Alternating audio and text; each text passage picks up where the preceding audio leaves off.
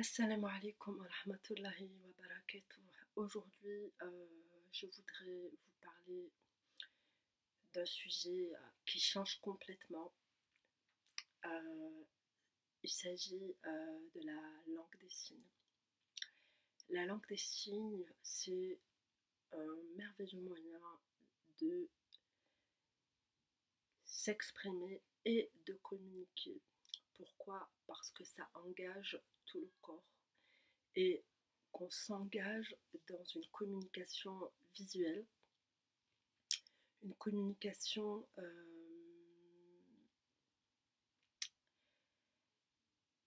pendant laquelle notre interlocuteur devient visible, existant, sans tabou, et où chaque élément de son corps devient utile à la communication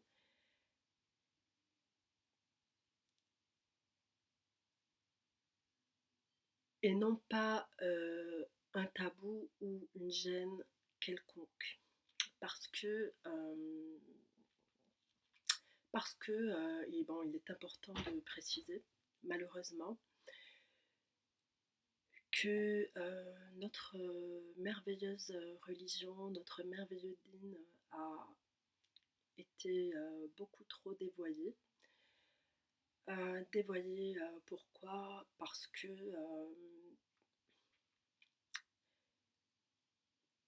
je pense en particulier à un verset qui a été très malheureusement interprété, celui exhortant les croyants à baisser leur regard pour préserver leur chasteté.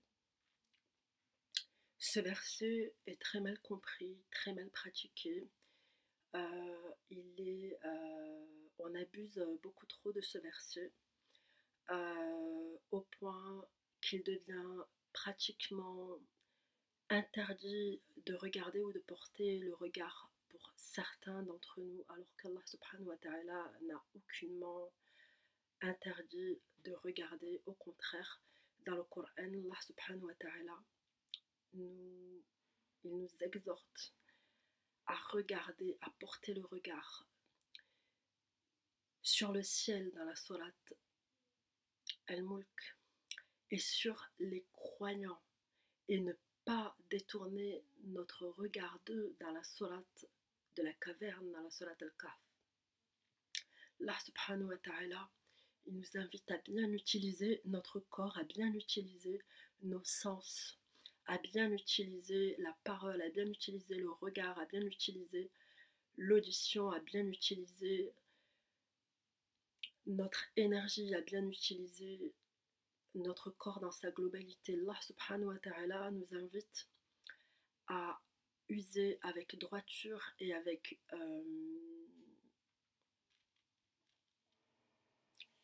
équité de tout ce qu'il nous a donné, y compris notre corps, y compris nos sens, y compris notre cerveau. Notre cerveau, il est à la base de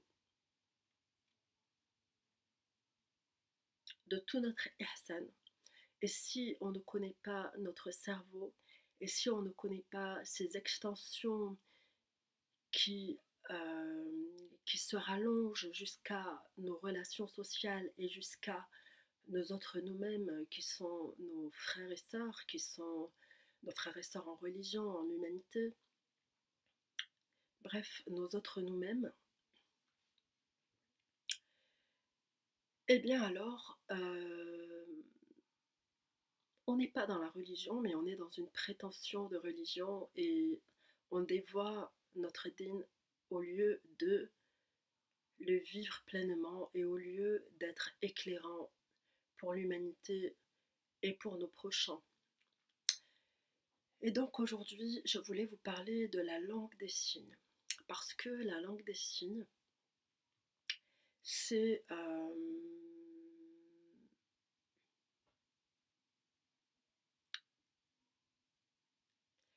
la langue qui nous engage sans tabou.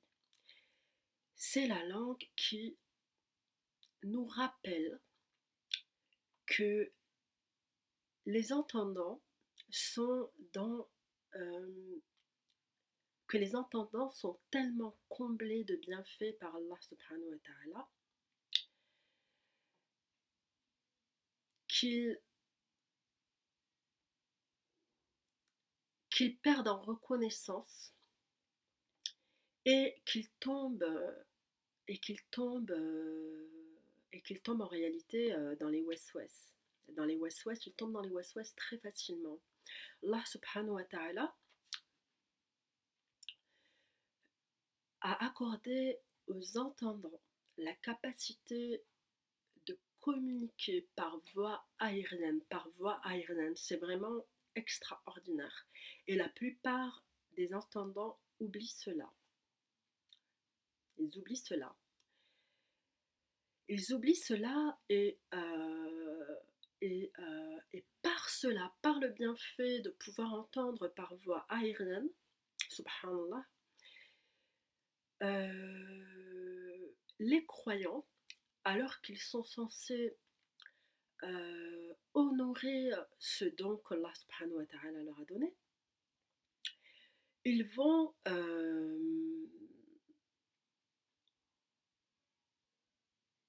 sombrer dans le West-West à travers cette perception aérienne de la communication. Ils vont sombrer dans le West-West et ils vont se pervertir et se pourrir la vie. Ils vont se pourrir la vie. Ils vont se distiller des méchancetés, ils vont jouer des subtilités de la voix pour se dominer entre eux, pour se manipuler. Ils vont profiter de cette voie aérienne pour se dire des méchancetés en baissant le regard, en n'affrontant pas les méchancetés qu'ils disent avec la parole.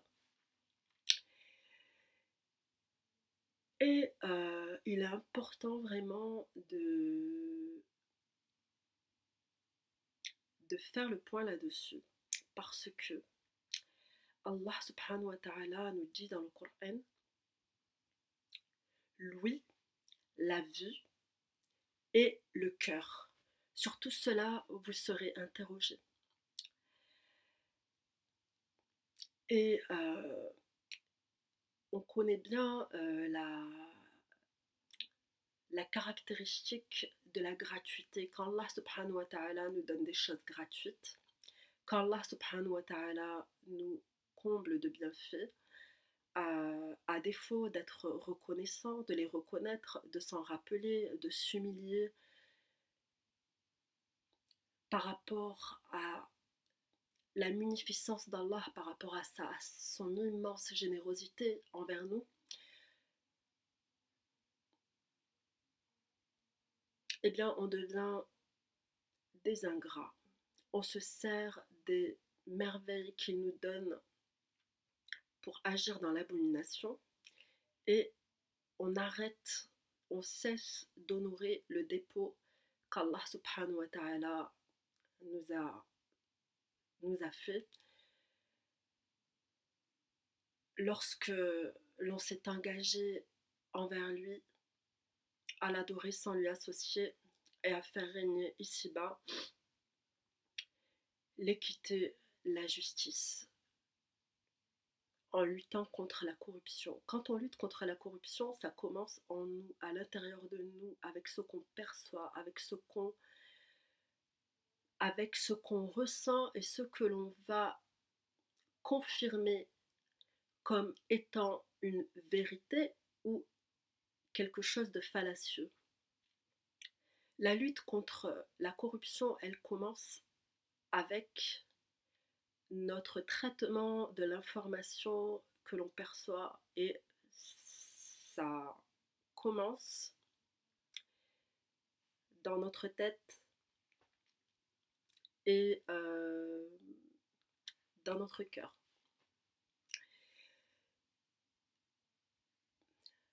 Parce qu'il est important de rappeler aussi qu'Allah subhanahu wa ta'ala commence son livre sacré dans son organisation par l'évocation de l'invisible. Allah subhanahu wa ta'ala dit dans la sourate Al-Baqarah, A'udhu billahi minash shaitanir rajim, bismillahir rahmanir rahim. Alif Lam Mim, c'est un livre au sujet duquel il n'y a aucun doute. C'est un guide pour les pieux qui croient à l'invisible. Allah subhanahu wa ta'ala, dans le Coran, il a associé la voix du shaitan à quelque chose que l'on perçoit, que l'on suit, mais que l'on ne voit pas. Et c'est une perception qui va nous faire agir et qui va nous faire confirmer, qui va nous faire agir dans le mal et qui va nous faire confirmer des idées qui sont mauvaises, qui sont fallacieuses, qui sont perfides. Allah subhanahu wa ta'ala, il nous a beaucoup donné par le Coran, il nous a beaucoup donné d'éléments par le Coran sur la perception et sur le traitement de nos perceptions. Comment allons-nous traîner nos perceptions? Nos perceptions, comment allons-nous les traîner? Comment allons-nous les traiter, pardon? Nos perceptions, parce que nos perceptions, il y a une part de rationalité, c'est-à-dire que c'est des éléments réels, concrets que l'on perçoit, par exemple le son, les mots, les formes, les mouvements, et puis il y a une partie qui est complètement subjective. La subjectivité, elle va reposer sur la manière dont notre nefs va interpréter tous ces signaux et comment on va ou non confirmer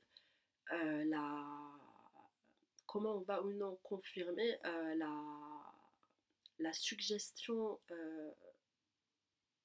de notre âme, dans laquelle le shaitan va s'immiscer de manière plaisante, de manière intime, de manière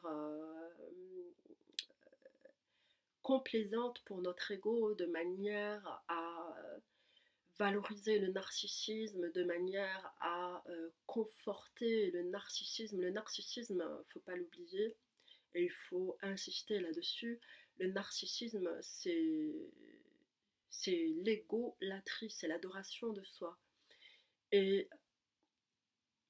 quand on confirme les waswas du shaitan, c'est lorsque on va pas bien traiter les informations qui nous parviennent, les informations sensorielles qui nous parviennent, et lorsque l'on va les traiter de manière égotique, égoïste, égocentrique et oublieuse d'Allah, plutôt que de les traiter de manière pieuse, rationnelle, c'est-à-dire l'ouïe, la vue et le cœur, sur tout cela vous serez interrogé, c'est Allah qui sait et vous ne savez pas. Ça, c'est la rationalité. Cette rationalité, elle est observée par plein de gens athées. Ils sont inconscients qu'Allah subhanahu wa ta'ala, on a parlé dans le Coran, ils sont inconscients qu'Allah subhanahu wa ta'ala nous a avertis de tout ça, mais ils le pratiquent parce qu'ils ont trouvé le bien-être là-dedans. Et ça, c'est important de le dire, il y a beaucoup de gens athées qui pratiquent une grande partie de notre religion mieux que nous alors qu'ils n'ont aucune conscience de la foi, et ça c'est juste extraordinaire. Subhanallah. Et donc dans notre traitement de l'information qui nous parvient, si on ne la traite pas avec équité, si on ne l'administre pas à la base avec équité, n'est-ce pas? Puisque les croyants croient à l'invisible, et c'est ce qui les mène à accomplir la zakat, et c'est ce qui les mène à accomplir la prière, et c'est ce qui les mène à craindre le châtiment du feu, qui est une évidence absolue pour ceux qui ont la foi et pour ceux qui aiment la justice. C'est une évidence absolue pour ceux qui ont la foi. Et donc, aujourd'hui, je ne pensais pas du tout vous parler de la langue des signes, mais la langue des signes, c'est vraiment une merveille d'Allah subhanahu wa ta'ala. La langue des signes, c'est vraiment un don d'Allah subhanahu wa ta'ala. Je pense d'ailleurs que c'est une langue qu'il faut rapprocher de la merveille de la vie. C'est une langue qui est... En fait, les langues en général, c'est quelque chose de merveilleux, c'est quelque chose d'extraordinaire, c'est quelque chose d'émouvant, de captivant,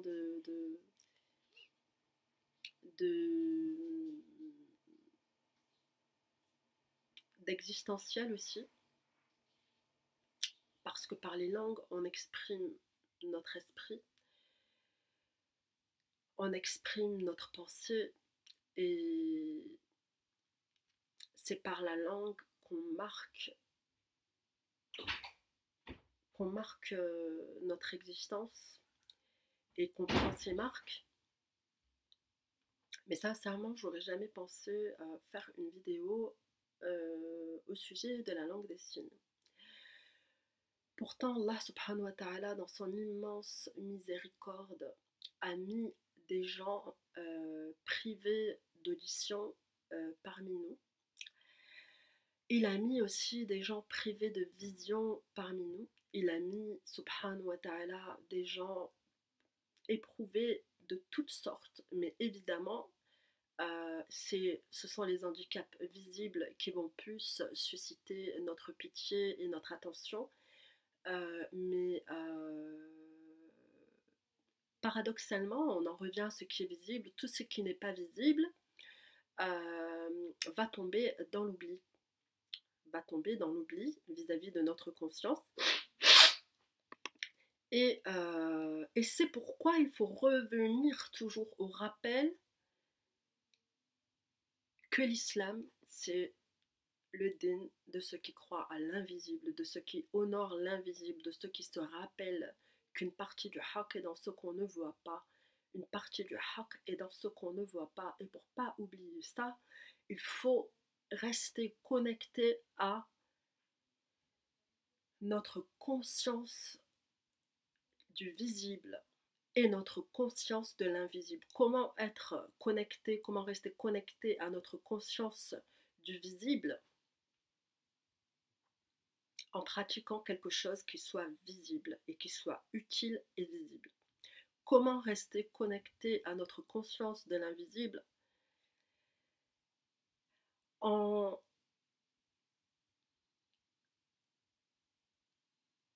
accordant toute son importance à l'aspect visible de notre vie.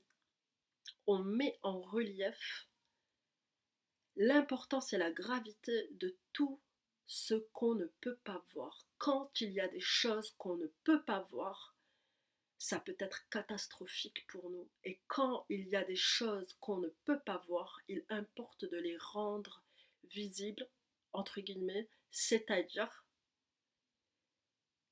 existantes pour notre esprit. Des fois, le feu, il est invisible. Des fois, le feu, il est invisible. Il y a toute une partie de la flamme qui est invisible et pourtant, elle brûle cette partie de la flamme, subhanallah.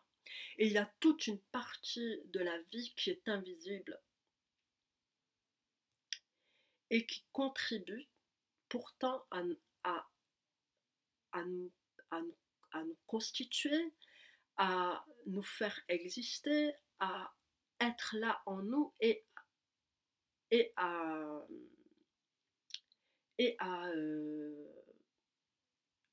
animer et à manifester toute la partie visible.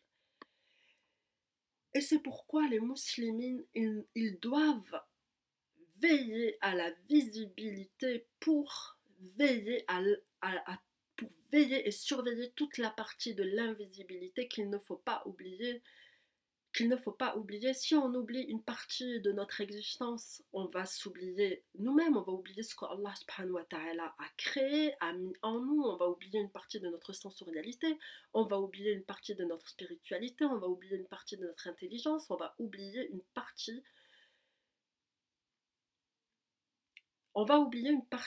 de notre corps, une partie de notre lumière, une partie de notre dépôt, une partie on va oublier, on va s'oublier soi-même.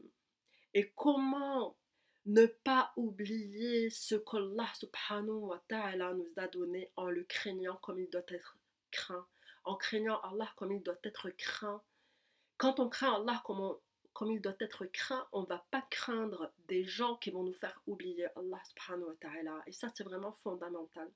Il faut craindre Allah subhanahu wa ta'ala comme il nous a ordonné d'être craint.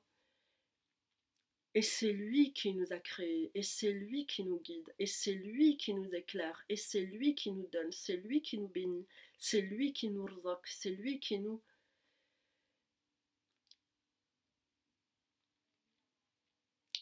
C'est lui qui nous construit, qui nous forme, qui nous harmonise, qui nous libère, qui nous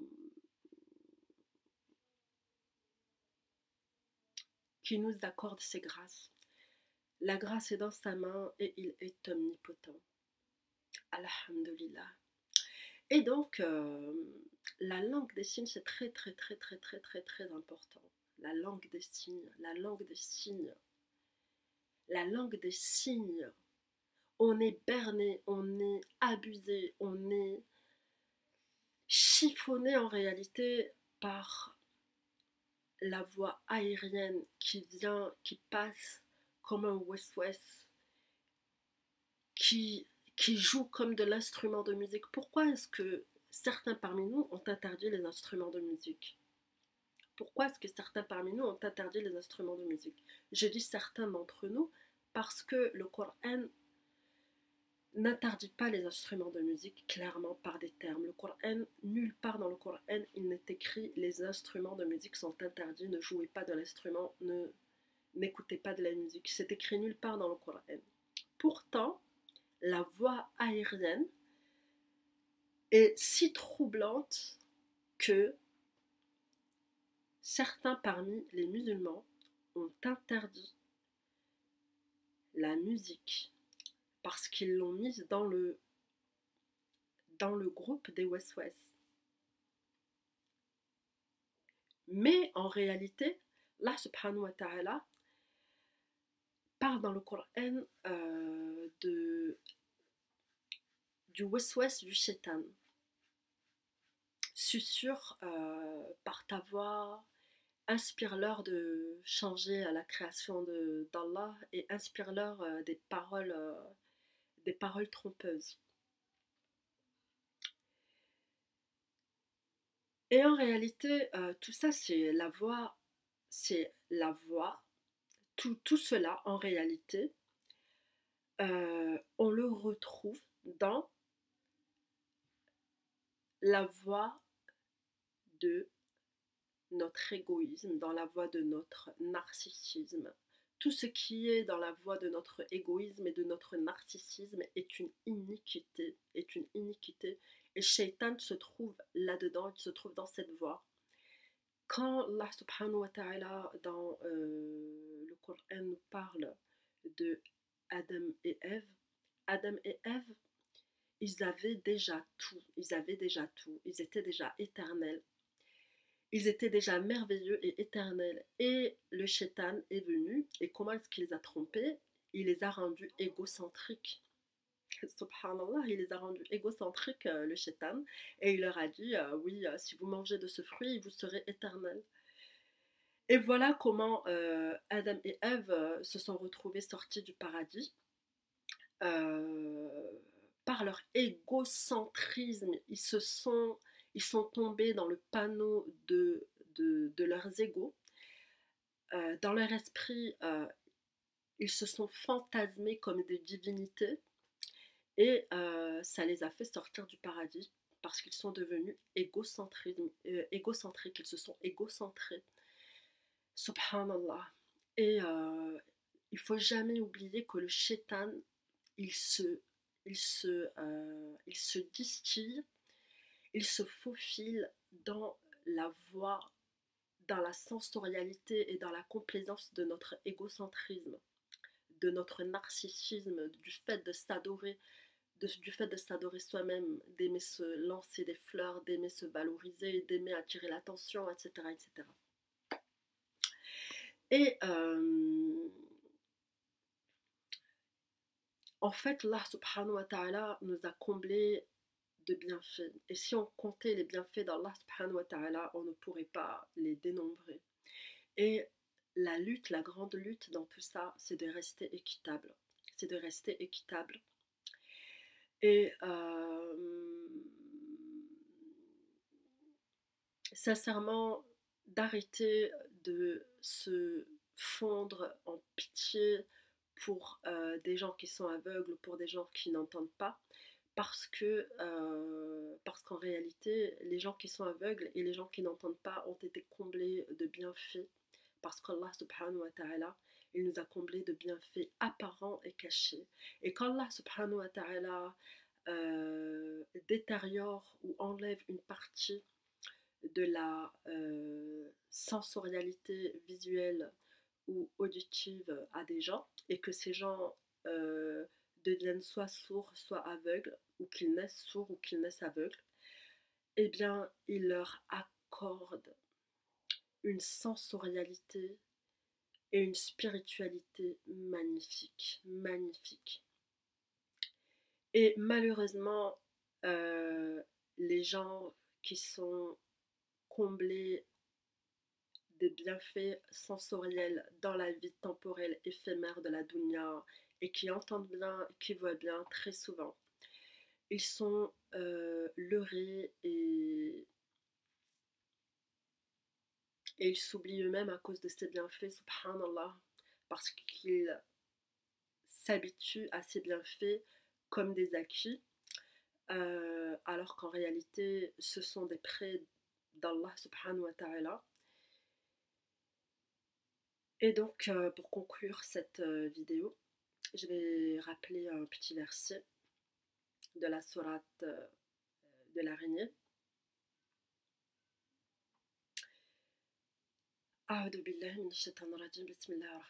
Les gens pensent-ils que nous les laisserons dire nous croyons sans les éprouver? Est-ce que les gens pensent qu'on les laissera dire nous croyons sans les éprouver? En vérité, Allah subhanahu wa ta'ala connaît ceux qui disent la vérité et ceux qui mentent.